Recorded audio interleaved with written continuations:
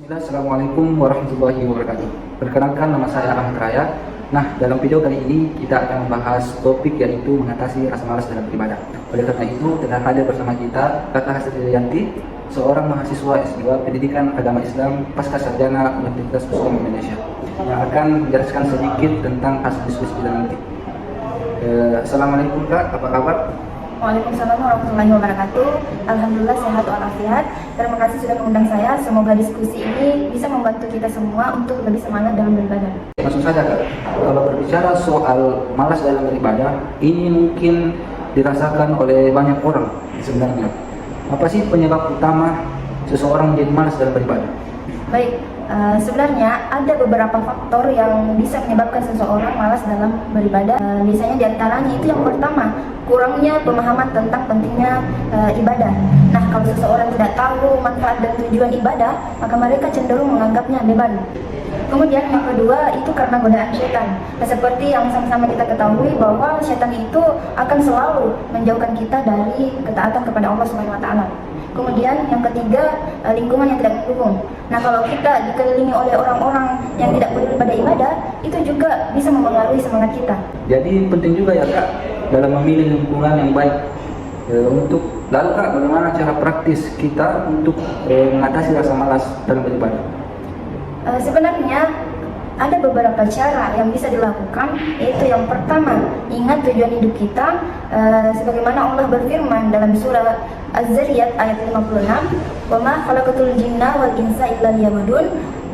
Aku tidak menciptakan jin dan manusia melainkan supaya mereka beribadah kepadaku. Nah, kalau melihat dari ayat ini, kalau kita ingat tujuan ini, insya Allah motivasi kita akan meningkat. Kemudian yang kedua, mulai dengan langkah kecil. Jangan langsung memaksakan diri. Misalnya kalau malas sholat malam, mulailah dulu dengan sholat 2 rakaat.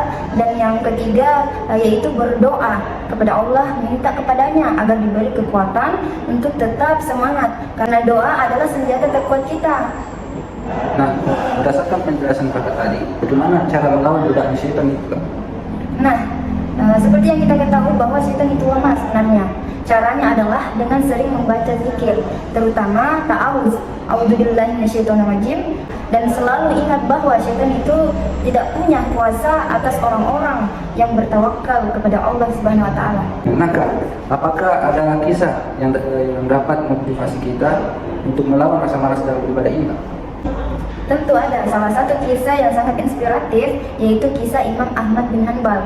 Saat beliau sudah tua dan sakit-sakitan, beliau tetap semangat untuk sholat malam. Ketika beliau ditanya, beliau menjawab, "Aku malu kepada Allah Subhanahu wa taala jika berhenti beribadah hanya karena usia atau penyakitku." Nah, dari kisah ini Imam Ahmad bin Hanbal ini menunjukkan bahwa cinta pada Allah itu bisa mengalahkan rasa malas.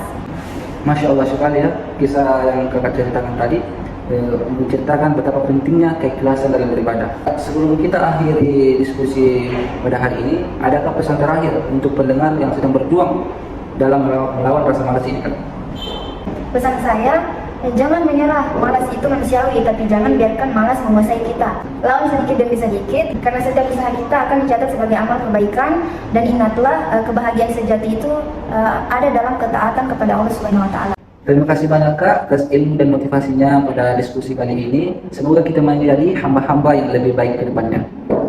Sampai di sini diskusi kita kali ini. Sampai jumpa di video-video berikutnya. Wassalamualaikum warahmatullahi wabarakatuh. Waalaikumsalam warahmatullahi wabarakatuh.